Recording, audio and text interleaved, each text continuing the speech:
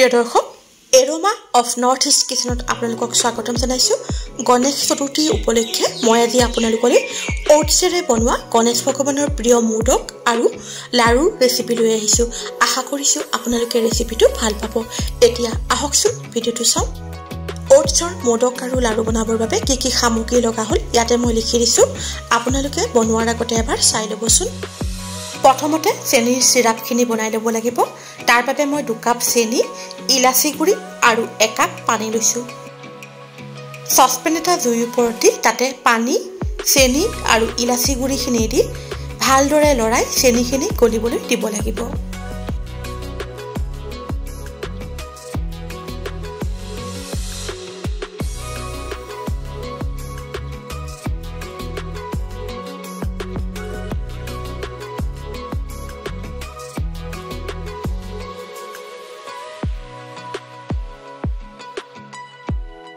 প্ৰায় 4 মিনিটমান সময় উতলোৱাৰ পিছত চেনি পানীখিনি ডাঠ হৈ দুটা আঙুলিৰে টিপি চালে এডাল হুটাৰ নিচিনা হলে গেছৰ জুই নুমুৱাই দিব লাগিব এতিয়া কেৰাহীখন জুইৰ ওপৰত গৰম হ'বলৈ দি তাতে প্ৰায় 2 টেবুল চামুচ ঘি দি ঘিখিনি গলিবলৈ দিব লাগিব ঘিখিনি গলিলে কুটি ৰখা কাঠবাদাম আৰু কিচমিচখিনি দি ভালদৰে লৰাই প্ৰায় 1 মিনিটমান সময় ভাজিব লাগিব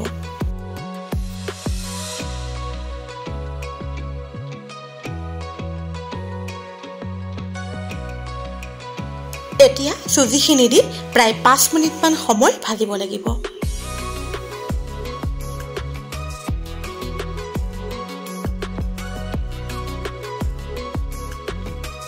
সুজিখিনি প্ৰায় 5 মিনিটমান সময় ভজাৰ পিছত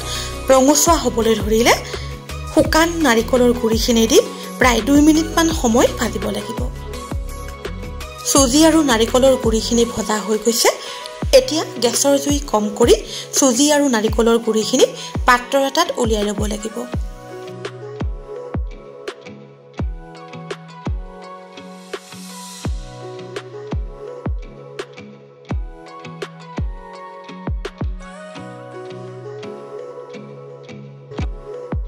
একেখন কেৰাহীতে ওটছখিনি দি কম জুইত প্ৰায় 7 মিনিটমান সময় ভাজিব লাগিব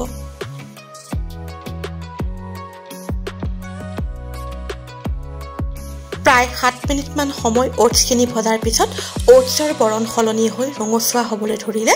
গেছৰ জুই নুমুৱাই দিব লাগিব আৰু কেৰাহীখন জুইৰ ওপৰৰ পৰা নমাই থ'ব লাগিব এইটো মোদক বনোৱা সাজ হয় অনলাইনত কিনিবলৈ পোৱা যায় মই ইয়াতে এতিয়া ঘি অলপমান সানি লৈছো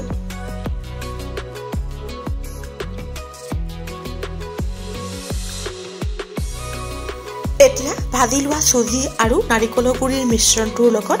ভাজি লোৱা ওটছখিনি মিহলাব লাগিব প্ৰিয় দৰ্শক এনে ধৰণৰ সুস্বাদু ৰেচিপিবোৰৰ ভিডিও মোৰ চেনেলত আপোনালোকে চাবলৈ পাব আপোনালোকে যদি মোৰ চেনেল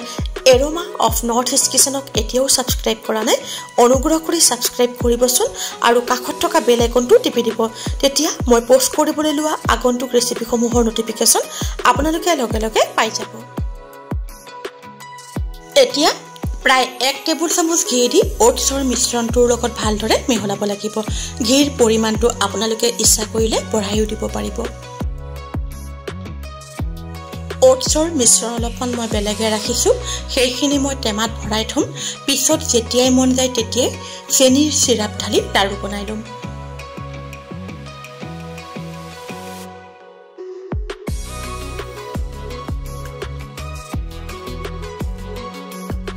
এতিয়া ওটছৰ মিশ্ৰণটোৰ ওপৰত অলপ অলপকৈ চেনিৰ সিৰাপ ঢালি ভালদৰে মিহলাব লাগিব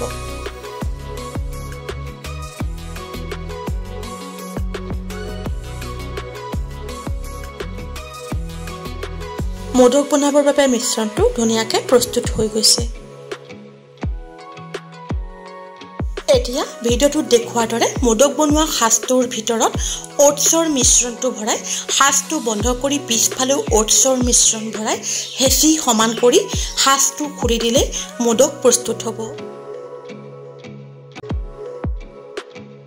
ঠিক একেদৰে বাকি মোদকখিনিও বনাই ল'ব লাগিব দুটামান মোদক মই আপোনালোকক আকৌ বনাই দেখুৱাইছো ৰ'ব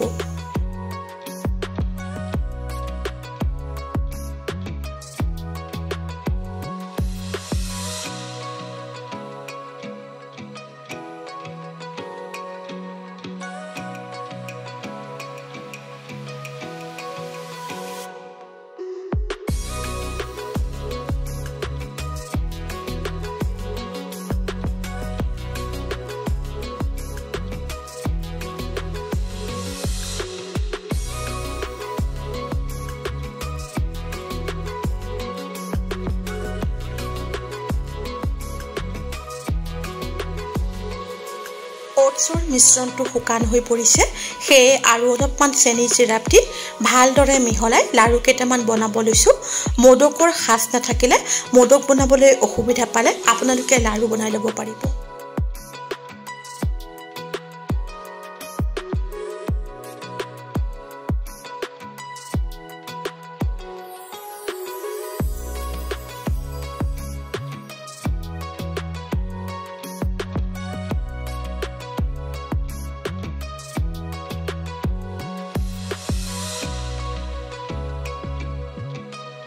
ওটছৰ মোদক আৰু লাৰু প্ৰস্তুত হৈ গৈছে